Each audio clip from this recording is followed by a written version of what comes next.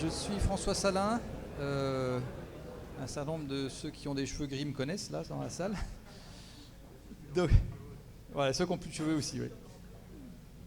Donc j'ai effectivement quitté le monde académique il y a quelques années, mais j'en suis toujours proche et je suis le président entrant de la SFO. Donc vous aurez à me subir comme président dans quelques années pour les 2 ans qui suivent avec mes collègues qui m'entourent. Bienvenue à cette session plénière qui va être centrée sur l'innovation frugale. J'y reviendrai. Et alors j'ai quelques annonces à faire avant, donc je vous demande d'écouter. Il y en a une particulièrement importante, c'est qu'il y aura à boire et à manger à la session jeune à 18h ce soir. Donc même si vous n'êtes pas jeune, on m'a dit qu'éventuellement vous pourriez vous glisser dans la foule. Et ça se passera dans le bâtiment qui est en face, là-bas. Donc 18h, n'oubliez pas la session jeune. Ah, bah voilà, il y a une animatrice qui est là, en plus. Parfait. Cette session plénière va être suivie de 2 sessions. Donc on va se séparer en fonction des intérêts des uns et des autres. Une session industrielle et une session pédagogique qui aura lieu dans l'amphi à côté, je crois, ou en dessous, et qui nous sera présentée rapidement par Estelle Blanquet tout à l'heure. J'ai bien dit rapidement. Et donc, je vais laisser la main à Philippe Aubourg. Alors, on se connaît depuis longtemps avec Philippe. C'est maintenant un retraité actif, même très actif, en particulier dans la commission optique physique sans frontières. Alors, Philippe a été un président de la SFO. Il a aussi œuvré à Thomson CSF et à Quantel pendant de nombreuses années.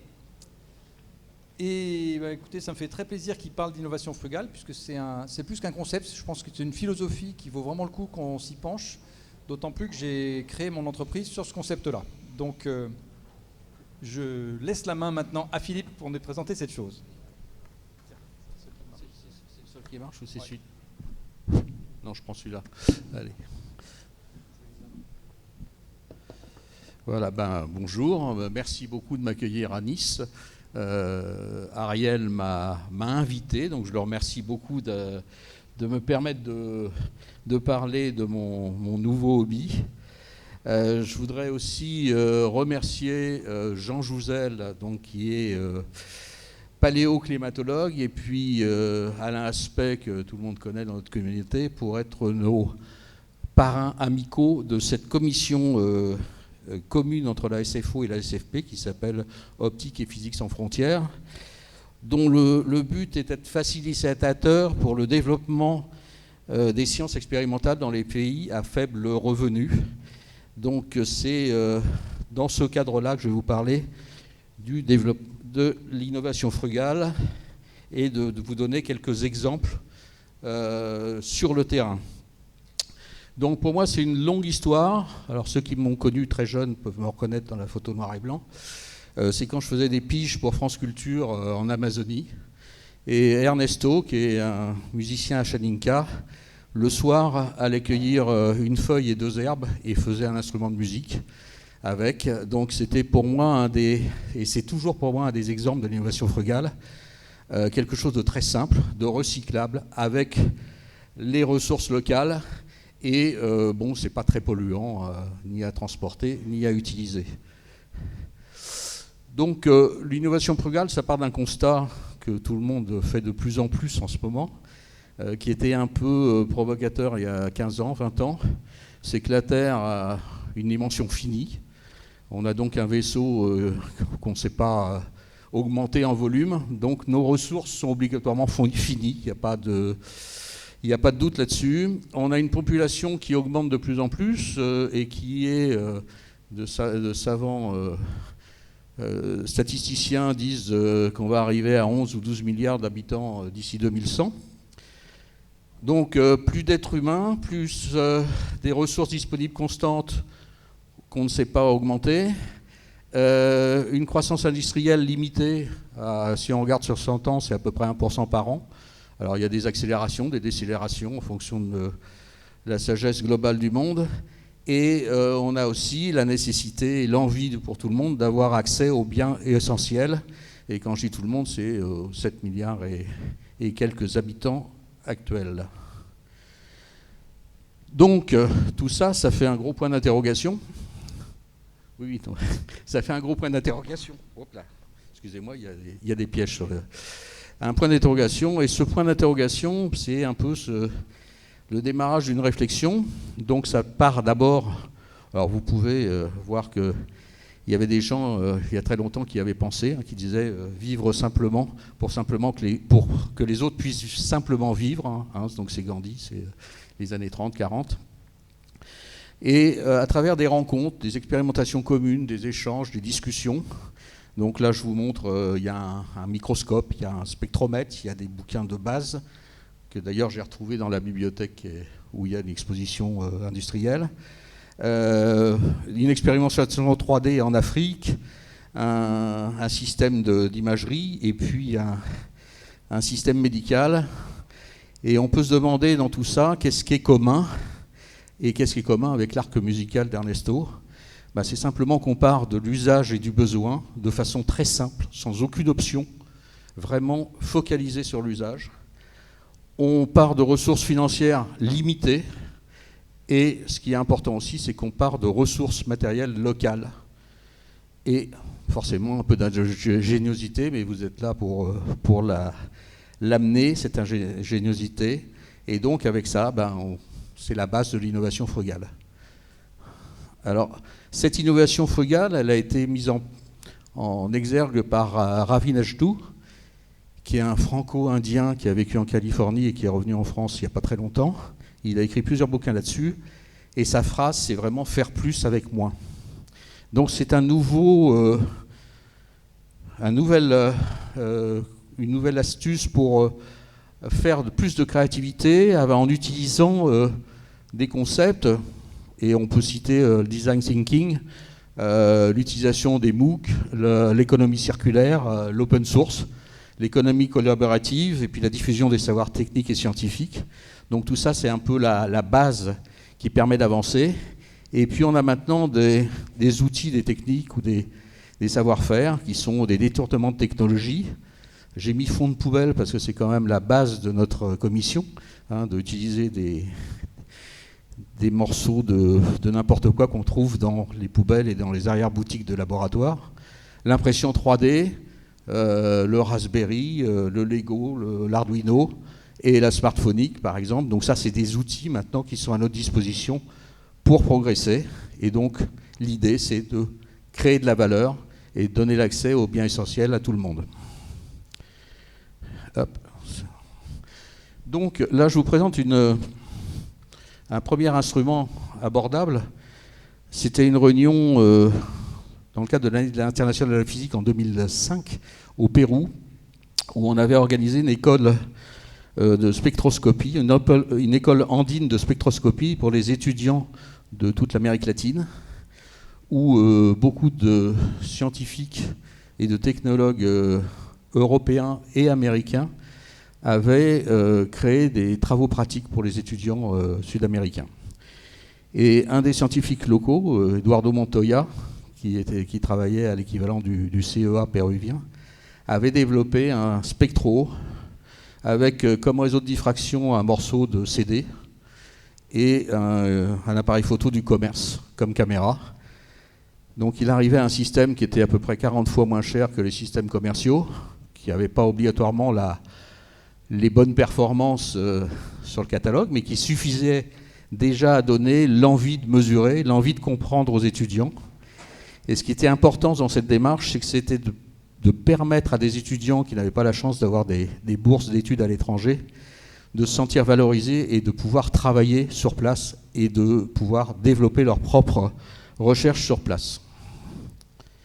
Alors, tout ça, ça a évolué, bien entendu. Donc, un exemple plus proche de nous, c'est des étudiants de l'ENSAT Lannion, qui sont peut-être, il y en a peut-être dans la salle, qui ont fait ce projet.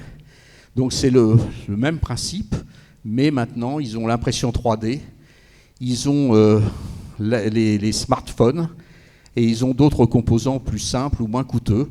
Donc, ils ont fait un boîtier en 3D avec des composants un peu plus performants, et surtout, ils ont utiliser ce qui s'appelle maintenant la smartphonique, c'est-à-dire utiliser le smartphone comme capteur et comme imageur.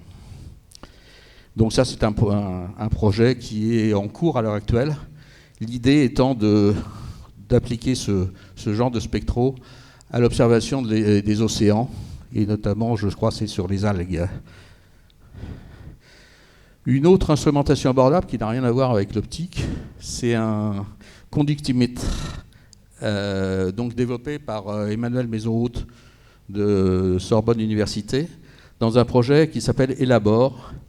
Et ce qui est intéressant, c'est que c'est une réponse à un appel d'offres sciences frugales conjoint CNRS-IRRD, ce qui veut dire que cette notion de frugabilité arrive maintenant dans nos institutions qui nous fournissent un peu d'argent pour arriver à avancer sur ce sujet. Donc l'idée, c'est toujours un montage simple avec peu de composants et un faible coût, d'utiliser le smartphone comme générateur, là il l'utilise comme générateur de signal et comme instrument de mesure. Et donc il part d'un smartphone, du câble d'écouteur qu'il a rééquipé avec un petit micro de récupération, des mines de graphite comme électrodes et quelques résistances. Donc les applications visées là-dessus, c'est la détection de faux médicaments, la détection de métaux lourds dans l'eau et la détection de vitamine B, B9, qui sont des problèmes récurrents en Afrique. Et au-delà de la conception et de la fabrication de quelques appareils, il est allé faire quelques démonstrations de travaux pratiques au Bénin. Donc les premiers tests ont été sur les médicaments. Donc il a été acheté simplement des médicaments dans le commerce, à la pharmacie du coin. Donc sur du paracétamol, il a montré que c'était bien du paracétamol et que ça fonctionnait. Et sur le médicament anti-PLUD1 qu'il a acheté, il a démontré qu'il n'y avait pas du tout de quinine dedans. Donc c'était un placebo total en vente dans la pharmacie locale. Donc c'est une façon très simple de pouvoir résoudre certains problèmes sociétaux et de façon assez délocalisée, parce que cet appareil, on peut le fabriquer en local facilement. Alors si on fait une autre instrumentation abordable, qui est un peu moins abordable, mais qui est quand même sympathique, c'est l'utilisation, enfin tout le monde a chez lui des restes de Lego, des enfants, enfin moi, je pense que chacun a une valise de Lego quelque part dans un grenier. Et donc là c'est un microscope qui a une résolution de 10 micromètres et qui est réalisé pour moins de $300 à partir uniquement de composants de Lego. Donc ça a été fait dans un labo IBM. Ce qui est intéressant, c'est qu'il y a le manuel de construction qui est totalement en open source, ainsi que le mode d'emploi. Donc c'est un des exemples qui peut être fait. Il y a plein d'autres exemples. Il y en a un notamment qui est fait à Cambridge en Angleterre, qui est assez extraordinaire, mais si vous voulez en discuter, vous passez sur notre stand près des posters là-haut. Alors une autre utilisation, enfin une autre application dans la frugalité, c'est le détournement de techno. Donc là, ça fait partie des fonds de poubelle, ça fait partie de tout ce qu'on peut récupérer sur un ordinateur. Alors c'est le collectif espagnol Guinepunk. Alors Guinepunk, ce sont des jeunes femmes qui ont fait un collectif assez révolutionnaire à côté de Barcelone. Et l'idée, c'est de faire un kit gynéco d'urgence pour toutes les femmes qui n'ont pas accès au système de santé. Donc vous pouvez penser aux réfugiés, aux travailleuses du sexe, à des gens à très très faible revenu qui sont sortis du système. Et elles ont fait un kit qui a une centrifugeuse, un microscope et un accumulateur. Et ça permet à des médecins de faire très très vite des tests qui n'ont pas de coût pour la société. Donc là, vous avez sur votre droite une centrifugeuse. C'est simplement un mécanisme de DVD avec quelques pièces fabriquées en 3D et puis un peu d'électronique de base. Et donc là, vous avez la centrifugeuse de ce laboratoire, donc qui est entièrement en récupération. Les deux autres appareils sont exactement faits dans le même état d'esprit. Un autre sujet de détournement, c'est le smartphone. Bon, je pense que maintenant tout le monde a 1, 2, voire 3 smartphones. Smartphone, c'est une centrale de mesure avec énormément de capteurs. Donc là, vous avez en jaune, ce sont tous les capteurs d'un smartphone classique, plus la lentille et la caméra. Donc on a accès à un certain nombre de données, et ce sont des capteurs qui sont très performants généralement. Et maintenant, on commence à trouver des openware qui permettent d'accéder directement et de façon individuelle à chaque capteur. Donc, en plus, vous pouvez modifier la caméra avec des optiques extérieures pour en faire des microscopes. Et l'avantage de tout ça aussi, c'est que les données peuvent être transmises en temps réel et analysées de manière centralisée ou par des spécialistes à distance, sans que la personne faisant la mesure soit un spécialiste. Donc, maintenant, on parle de smartphonique. Donc, c'est Ulysse Delabre de Bordeaux qui a lancé un peu ce mouvement et cette idée. Il a fait un MOOC, il a fait un livre que vous pourrez consulter aussi sur notre stand si vous le souhaitez. Il y a 2 openware qui sont assez classiques, qui sont Fifox développé à Aachen en Allemagne avec une traduction faite par l'Université de Paris-Saclay. Et il y a Physique qui a été développé avec la main à la pâte. Donc l'idée de la main à la pâte, c'était de pouvoir apporter aux enseignants des moyens de mesure et des manips de physique qui pouvaient se développer ailleurs d'ailleurs que dans les disciplines scientifiques. Donc il y a des gens qui ont fait avec l'EPS les mesures de rythme cardiaque, l'éducation musicale en analysant les instruments. Donc c'est un nouvel outil accessible quand même et qui a beaucoup de possibilités au niveau de la mesure, mais aussi du partage des mesures. Et là, on passe à une autre, ce que moi j'estime être une autre variante de la frugalité, c'est l'expérimentation collaborative. Donc ça veut dire que là, on rend la physique à l'équipe de scientifiques, mais l'équipe de scientifiques s'appuie sur un public volontaire pour faire tout ce qui est collecte de données. Donc le gros avantage, c'est qu'on élargit le domaine géographique sans trop voyager. Et on élargit aussi l'échelle de temps, c'est-à-dire c'est des manips qu'on peut lancer sur 10 ans si le public continue, si on est capable de le motiver suffisamment longtemps.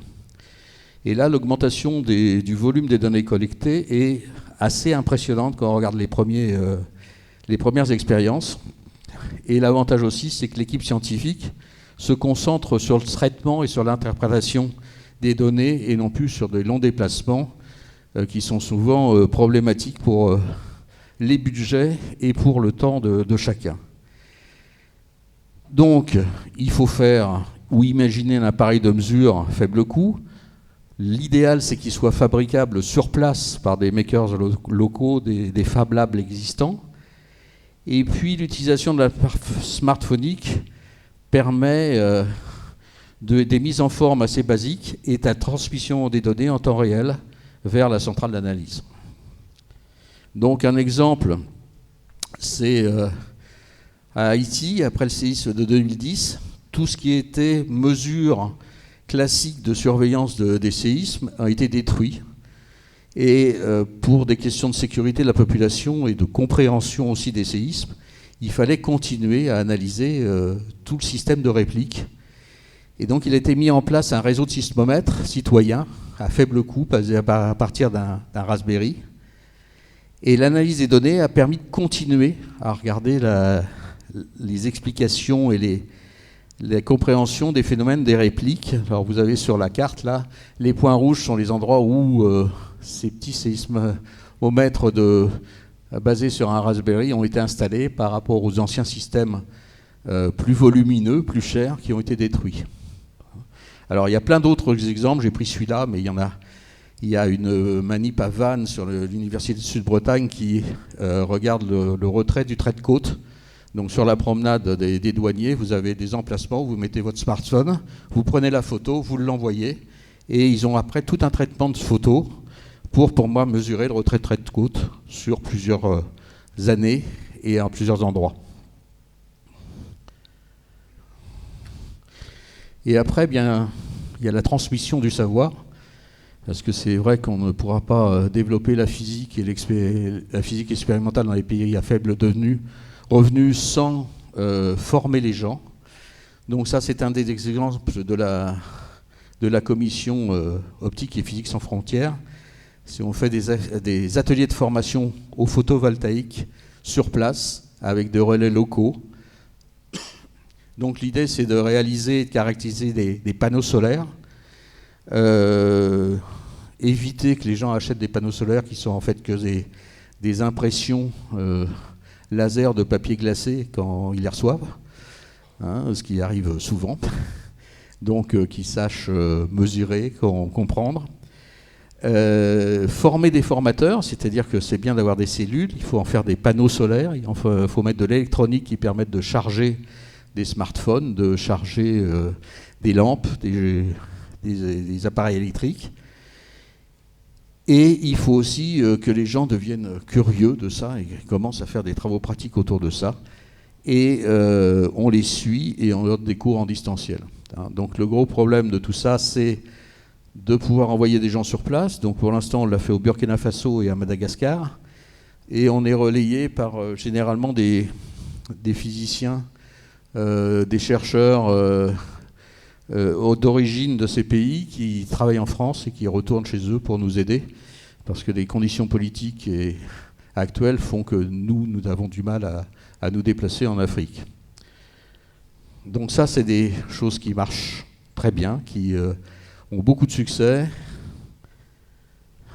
Et puis dans les transmissions, dans la transmission du savoir, il ne faut pas oublier Internet et puis d'autres choses. Donc il y a une diffusion du savoir et une vulgarisation qui est vraiment accessible à tous sur Internet. On n'y pense pas toujours, on oublie de le conseiller à des jeunes, on l'oublie de le conseiller à des amis qui sont dans des pays où il y a quelques soucis sur la formation. Donc là, j'ai mis des choses qui, moi-même, m'ont fortement intéressé. Donc il y a Science étonnante de David Louapre, par exemple, sur Internet. Vous avez, pendant le confinement, Jean-Michel Corti, qui a fait des courts films de 3 minutes qui s'appelle Merci la physique, uniquement dans son salon avec sa femme, pour intéresser les jeunes à la physique. Il y a les conférences confinées de Julien Bobroff, qui ont été un modèle du genre. Là, vous le voyez, il est en train d'expliquer l'expérimentation des formes Jung en faisant passer du vermicelle entre deux couteaux pour expliquer cette manip physique fondamentale.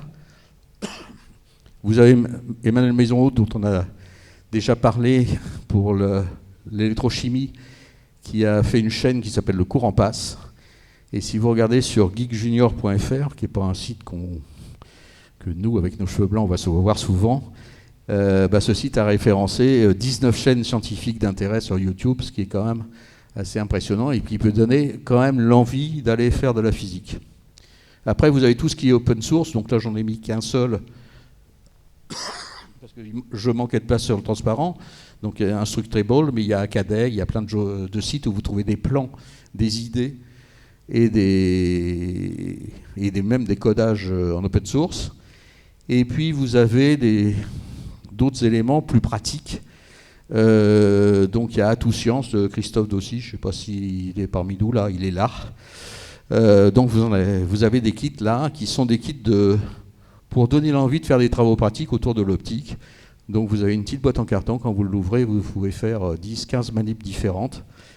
Et l'idée, c'est de pouvoir les dispatcher auprès des écoles, auprès même d'universités ou de collèges à l'étranger, pour donner envie aux gens de faire ces manips. Et l'idée aussi, enfin Christophe vous en parlera si vous passez le voir, l'idée aussi, c'est que ces kits ne restent pas sur un tiroir, mais circulent au maximum. Voilà, alors il y a bien entendu plein d'autres choses. Donc vous allez avoir une séance sur ce qui est didactique. Et vous pourrez voir aussi les manuels qu'a fait, je voulais parler d'Estelle Blanquet, qui a fait un manuel qui s'appelle Science à l'école, qui est en open access et qui est vraiment très important. Tu voulais me dire que c'était... C'est un peu l'heure. Bon, je vais aller très vite. Donc, action à venir pour la commission, où on cherche un peu de moyens. On monte dans le cadre de l'année internationale des sciences basiques pour le développement durable, à organiser des formations sur le solaire photovoltaïque, donc dupliquer un peu ce qu'on a fait, mais pour aller plus loin et pour élargir ça. Donc pour l'instant, Les Suédois sont d'accord pour venir avec nous. On est en train de discuter avec les Suisses. Et donc, on va pouvoir faire accéder à ce programme d'autres pays. Et donc, on va essayer de faire des formations sur, par exemple, la lampe solaire ou sur des nouvelles techniques de cellules solaires à colorant. Donc, voilà, la conclusion, il n'y en a pas. L'avenir continue et on a besoin de renforts. Donc, prenez la balle au bon, venez nous voir sur notre stand, discutez avec nous et puis parlez de nous. Ça nous aidera à continuer cette aventure. Voilà, merci.